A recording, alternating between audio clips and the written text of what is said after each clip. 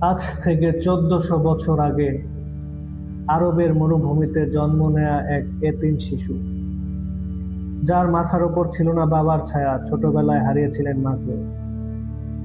যে শিশুকে একসময় মানুষ অসহায় ভাবত, সেই মানুষটি একদিন বদলে দিয়েছিল পুরো পৃথিবীর ইতিহাস। তিনি রাজা ছিলেন না, তার ছিল না সোনার প্রাসাদ, বিশাল সেনাবাহিনী কিংবা পৃথিবীর ধন সম্পদ। তবুও কোটি কোটি মানুষের হৃদয়ের রাজা হয়ে আছেন তিনি আজও। তিনি মানুষকে শিখিয়েছিলেন ক্ষমা প্রতিশোধের চেয়েও শক্তিশালী, দয়া ঘৃণার চেয়ে মহান, সত্য মিথ্যার চেয়ে উজ্জ্বল।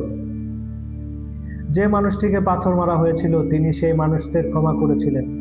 যে মানুষ ক্ষুধার্ত অবস্থায় পেটে পাথর বেঁধে দিন কাটিয়েছেন, তিনি মানবতার সবচেয়ে বড় নেতা হয়েছিলেন। আজ শত শত বছর পেরিয়ে গেছে, সাম্রাজ্য ধ্বংস হয়ে গেছে, রাজারা হারিয়ে গেছে ইতিহাসের অন্ধকারে, কিন্তু এক মানুষের নাম আজও কোটি হৃদয়ে জীবন্ত: হযরত মুহাম্মদ সাল্লাল্লাহু আলাইহি ওয়াসাল্লাম। তিনি শুধু মুসলমানদের নবী নন, তিনি ছিলেন দয়া, ন্যায়, ধৈর্য ও মানবতার এক উজ্জ্বল আলো। আর সেই আলো কিয়ামতের দিন পর্যন্ত পৃথিবীকে পথ দেখাবে। আসসালামু আলাইকুম। আজ আমি হযরত মুহাম্মদ সাল্লাল্লাহু আলাইহি ওয়াসাল্লাম এর জীবনের ঘটনা আপনাদের সামনে খুব সংক্ষিপ্ত আকারে বর্ণনা করব।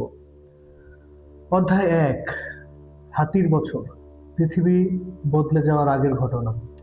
আরবের আকাশে তখন অদ্ভুত উত্তেজনা। মক্কা শহরের মানুষ আতঙ্কে দিন কাটাচ্ছে, কারণ দূর ইয়েমেন থেকে বিশাল এক সৈন্যবাহিনী নিয়ে এগিয়ে আসছে এক নিষ্ঠুর শাসক, আব্রাহা। তার উদ্দেশ্য একটাই, কাবা ঘর ধ্বংস করা। তার বাহিনীতে ছিল বিশাল হাতি, আর এর পূর্বে যুদ্ধের ময়দানে কেউ এরকম হাতি দেখেনি। তাই মানুষ ভয়ে কাঁপছিল। কেউ বলছিল, এবার হয়তো আর কাবা ঘর রক্ষা করা অসম্ভব। কাবার সামনে আব্দুল মুতালিব। নবীজি এর দাদা আব্দুল মুতালিব ছিলেন সম্মানিত নেতা। তিনি কাবার সামনে দাঁড়িয়ে আল্লাহর কাছে দোয়া করেন, হে আল্লাহ, এই ঘর তোমার, তুমি নিজেই এর রক্ষা করো। তার কণ্ঠে ছিল অসহায়তা, কিন্তু বিশ্বাসও ছিল অটুট। মুতালেবের এই আকুলতা শুনে আল্লাহ তার উপর রহমত করলেন। আকাশে দেখা গেল কালো ঝাঁক।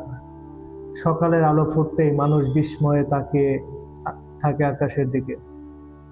দূরে দেখা যায় অসংখ্য পাখি উড়ে আসছে, প্রতিটি পাখির ঠোঁট ও পায়ে ছোট ছোট পাথর। তারপর শুরু হয় এক ভয়ঙ্কর ঘটনা। পাখিগুলো আব্রাহার সৈন্যদের ওপর সেই পাথরগুলো নিক্ষেপ করতে থাকে।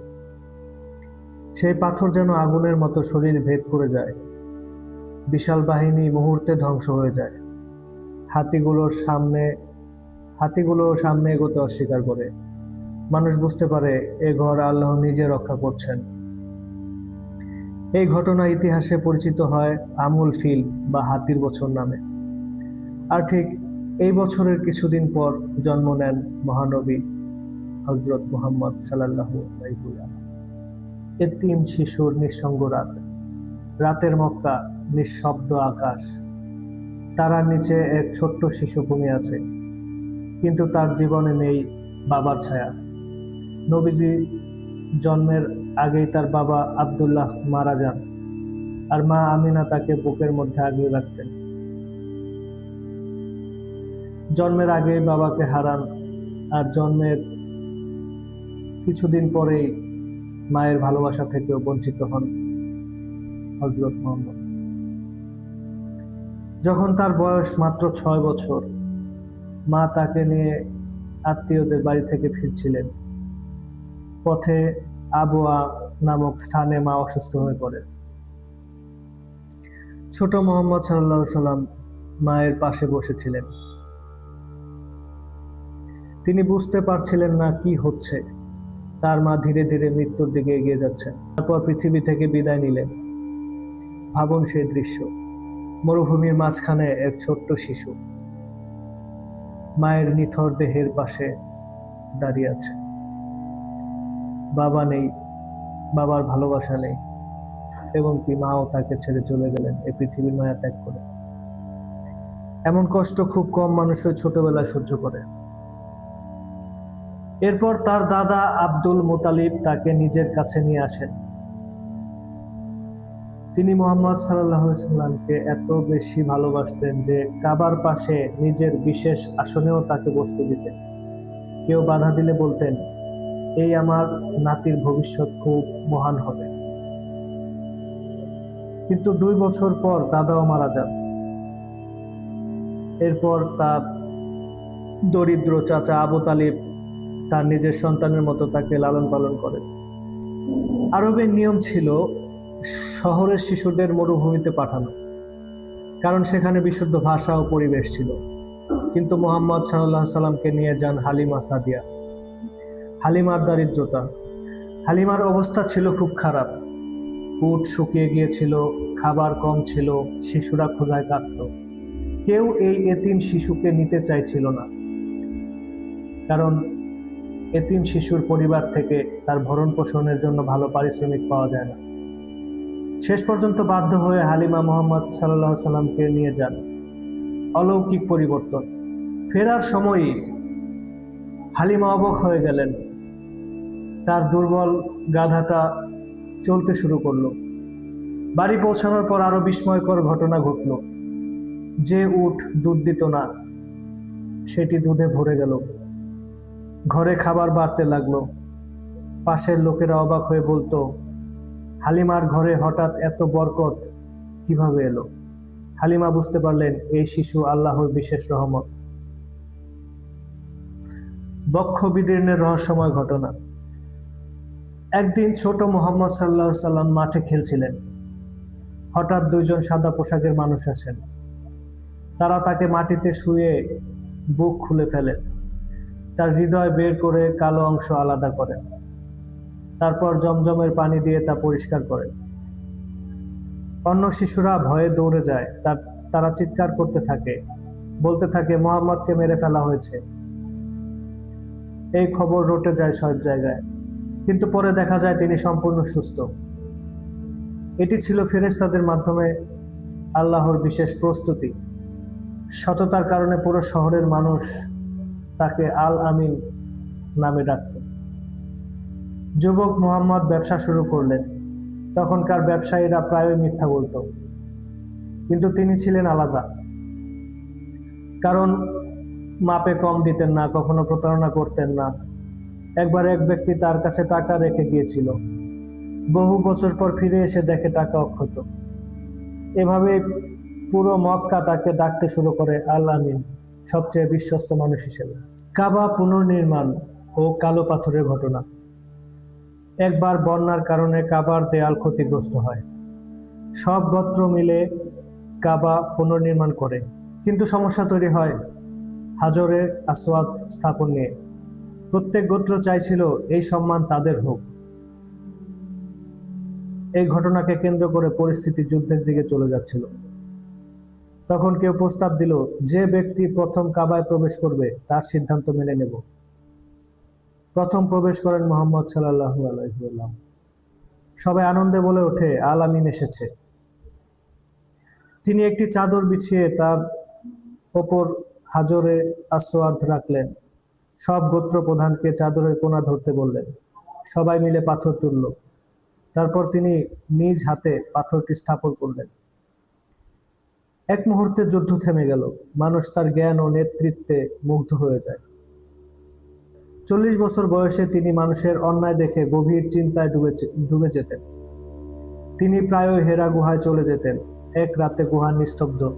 হঠাৎ এক অদ্ভুত উপস্থিতি।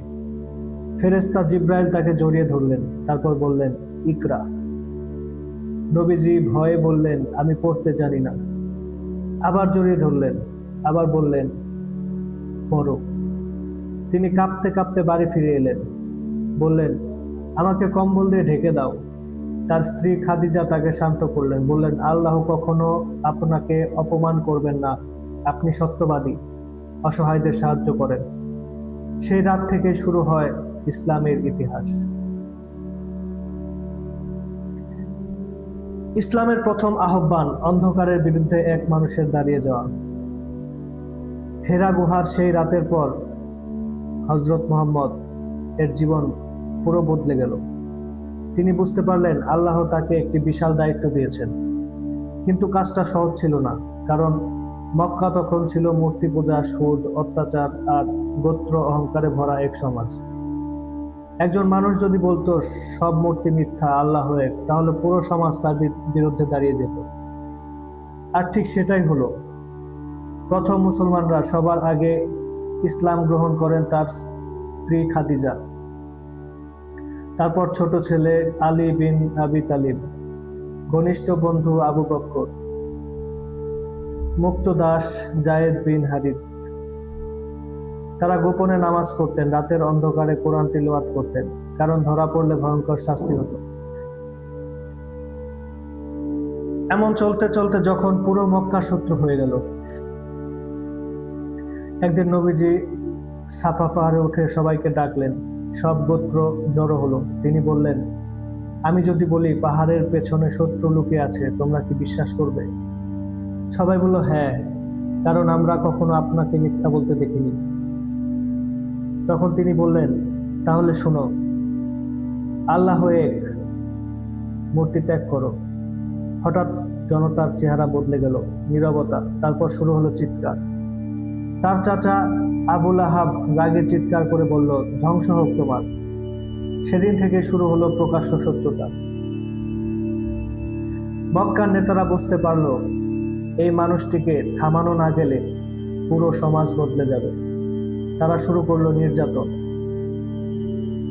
বিলাল ইবনে রাহ ছিলেন এক কৃষ্ণাঙ্গ দাস। তার মালিক তাকে উত্তপ্ত মরুভূমিতে ফেলে রাখত। বুকের ওপর বিশাল পাথর চাপিয়ে বলতো, মুহাম্মদকে অস্বীকার করো। কিন্তু বিলাল কষ্টে কাঁপতে কাঁপতে শুধু বলতেন, আহাদ আহাদ, অর্থাৎ আল্লাহ এক। তার পিঠ ঝলসে যেত, ঠোঁট শুকিয়ে যেত, কিন্তু তিনি তার ঈমান ভাঙেননি। সুমাইয়া ইসলামের প্রথম শহীদ। এক বৃদ্ধা নারী, সুমাইয়া বিন খায়াত, তাকেও ইসলাম ছাড়তে বলা হয়, কিন্তু তিনি অস্বীকার করেন। অবশেষে তাকে হত্যা করা হয়। তিনি ইসলামের প্রথম শহীদ হন। কুরাইশরা সিদ্ধান্ত নিল মুহাম্মদ সাল্লাল্লাহু আলাইহি ওয়াসাল্লামকে এবং তার পরিবারকে সমাজ থেকে বিচ্ছিন্ন করা হবে। তাদের ওপর অর্থনৈতিক অবরোধ দেয়া হলো। তাদেরকে কেউ খাবার বিক্রি করবে না, তাদের সাথে কেউ সম্পর্ক রাখবে না, সমাজ থেকে বহিষ্কার করার সিদ্ধান্ত নিল। 3 বছর ধরে তারা পাহাড়ি উপত্যকায় বন্দী ছিলেন। শিশুর কান্না শোনা যেত ক্ষুধার কারণে। মানুষ গাছের পাতা খেত। রাতের অন্ধকারে কেউ কেউ লুকিয়ে খাবার পৌঁছে দিত। এর কিছুদিন পর নবীজি হারালেন প্রিয় স্ত্রী খাদিজাকে, প্রিয় চাচা আবু তালিবকে। এই বছরকে বলা হয় আমুল হুজন, দুঃখের বছর। যে স্ত্রী সবসময় পাশে ছিলেন তিনি আর নেই। যে চাচা তাকে রক্ষা করতেন তিনিও আর নেই। এখন পুরো মক্কা যেন তাকে গিলে খেতে চাইছে। নবীজি ভাবলেন, হয়তো তায়েফের মানুষ ইসলাম গ্রহণ করবে। তিনি তায়েফ গেলেন, কিন্তু সেখানে যা ঘটল তা হৃদয় বিদারক। লোকেরা তাকে উপহাস করল। শিশু ও দাসদের তার পেছনে লাগিয়ে দিল। তারা পাথর মারতে লাগলো। তার শরীর রক্তে ভিজে গেল, জুতা রক্তে পূর্ণ হয়ে গেল। তিনি একটি বাগানে আশ্রয় নিলেন।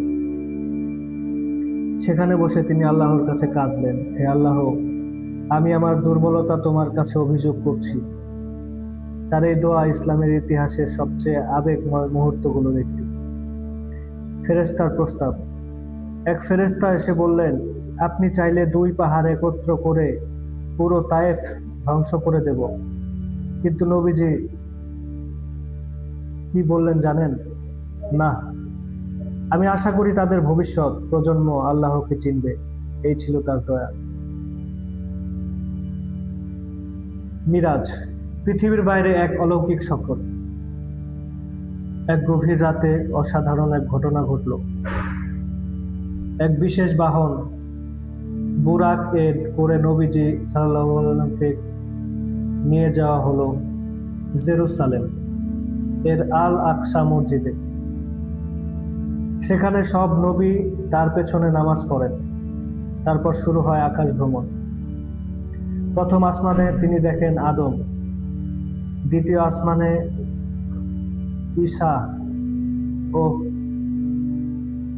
ইয়াহইয়া, তৃতীয় আসমানে ইউসুফ, চতুর্থ ইদ্রিস, পঞ্চমে হারুন, ষষ্ঠে মূসা, সপ্তম আসমানে ইব্রাহিম। 50 ওয়াক্ত থেকে 5 ওয়াক্ত। আল্লাহ প্রথমে 50 ওয়াক্ত নামাজ ফরজ করেন। ফেরার পথে মূসা বলেন, আপনার উম্মত পারবে না, কমানোর আবেদন করুন।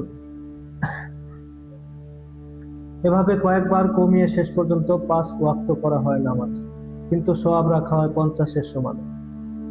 কুরাইশরা সিদ্ধান্ত নিল আজ রাতে মুহাম্মদকে হত্যা করা হবে। প্রত্যেক গোত্র থেকে একজন যুবক নির্বাচিত হয়। তারা নবীজির ঘর ঘিরে ফেলে, কিন্তু আল্লাহ তাকে আগে জানিয়ে দেন। শত্রুরা এত কাছে চলে আসে যে আবু বকর ফিসফিস করে বলেন, তারা নিচে তাকালেই আমাদের দেখে ফেলবে। নবীজি শান্তভাবে বলেন, ভয় করো না, আল্লাহ আমাদের সঙ্গে আছেন। গুহার মুখে মাকড়সার জাল ও পাখির বাসা দেখে শত্রুরা ফিরে যায়। বদরের যুদ্ধ, 313 জন বনাম 1000 সৈন্য। রমজানের গরম দিন, মরুভূমির বাতাস যেন আগুনের মতো লাগছিল। হযরত মুহাম্মদ সাল্লাল্লাহু আলাইহি ওয়াসাল্লাম খবর পেলেন মক্কার কুরাইশরা বিশাল বাহিনী নিয়ে এগিয়ে আসছে। মুসলমানদের সংখ্যা মাত্র 313 জন, অন্যদিকে শত্রুপক্ষ প্রায় 1000 জন। তাদের কাছে ছিল অসংখ্য তলোয়ার, ঘোড়া, উট, যুদ্ধের অভিজ্ঞ যোদ্ধ। আর মুসলমানদের কাছে অনেকের কাছে পুরো অস্ত্রও ছিল না। একটি ঘোড়া কয়েকজন মিলে ব্যবহার করেছিল, কারো হাতে ছিল শুধু লাঠি। মানুষ ভাবছিল এটা তো আত্মহত্যার মতো যুদ্ধ। যুদ্ধের আগের রাতে, সেই রাতে নবীজি পুরো রাত নামাজ পড়লেন। তিনি কাঁদছিলেন, দোয়া করছিলেন, হে আল্লাহ, আজ যদি এই ছোট দলটি ধ্বংস হয়ে যায় তাহলে পৃথিবীতে তোমার ইবাদত করার কেউ থাকবে না।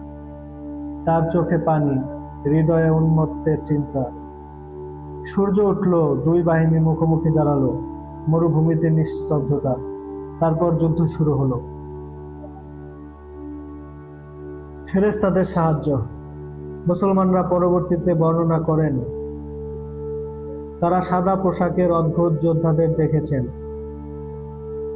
কেউ দেখেছে শত্রুর মাথা পড়ে যাচ্ছে, অথচ মুসলমানদের তলোয়ার তখনও পৌঁছায়নি। মুসলমানরা বিশ্বাস করেন আল্লাহ ফেরেশতা পাঠিয়েছেন সাহায্যের জন্য। যুদ্ধ শেষে সবাই হতবাক। দুর্বল মুসলমানরা জয়ী হয়েছে। মক্কার অনেকে ভয়ঙ্কর নেতা নিহত হয়েছে। এই যুদ্ধে পুরো আরবকে কাঁপিয়ে দেয়।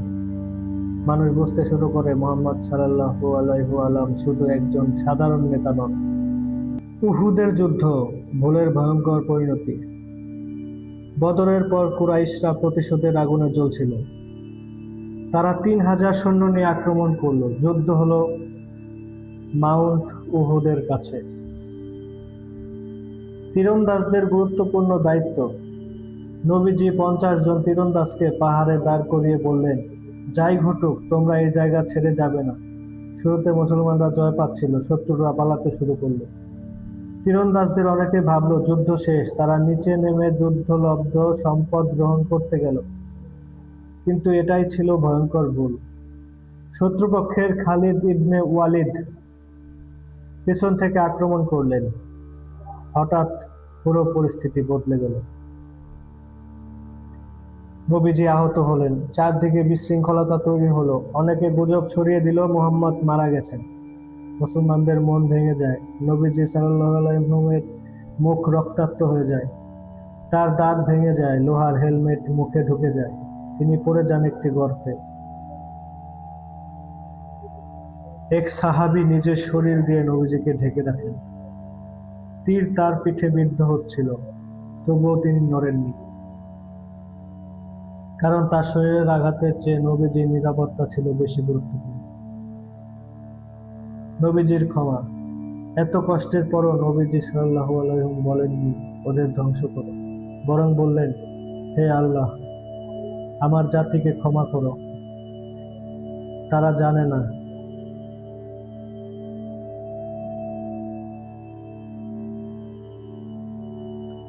অধ্যায় 17। খন্দকের যুদ্ধ। ক্ষুধা, ঠান্ডা আর মৃত্যু ভয়। মদিনার বিরুদ্ধে এবার পুরো আরব একত্র হলো। 10,000 সৈন্য। মুসলমানরা ছিল মাত্র 3,000।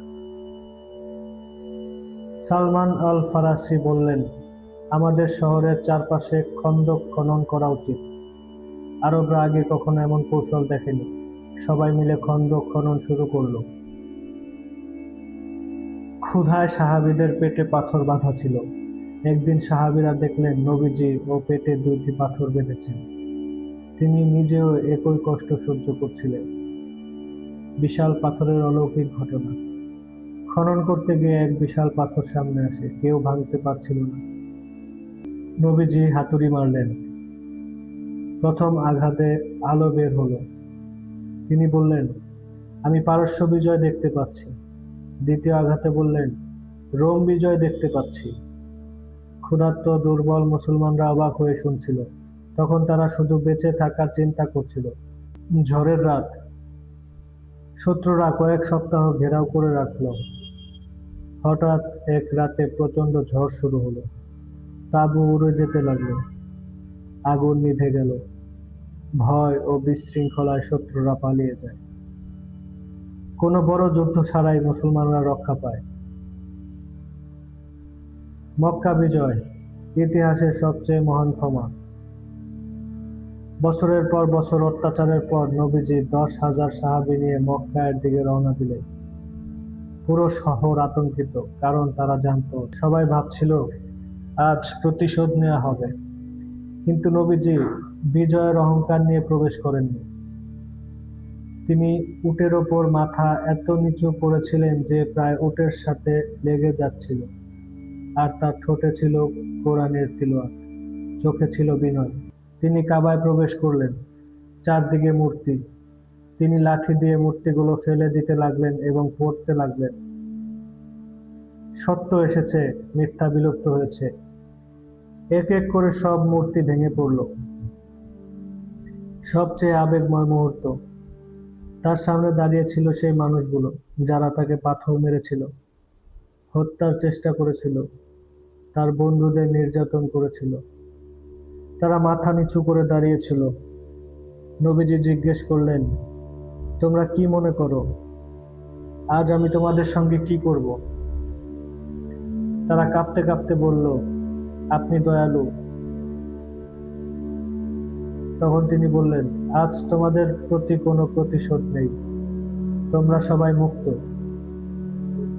ভাবুন, ইতিহাসের সবচেয়ে শক্তিশালী মুহূর্তে তিনি প্রতিশোধ নয়, ক্ষমা বেছে নিয়েছিলেন। একদিন তিনি নামাজ পড়ছিলেন, হঠাৎ একটি শিশুর কান্না শুনলেন। তিনি দ্রুত নামাজ শেষ করলেন। পরে বললেন, আমি জানি শিশুর কান্না মায়ের হৃদয়কেও কষ্ট দেয়। প্রাণীর প্রতি দয়া। একবার তিনি দেখলেন একটি পাখি অস্থির হয়ে উঠছে, কারণ কেউ তার বাচ্চা নিয়ে গিয়েছিল।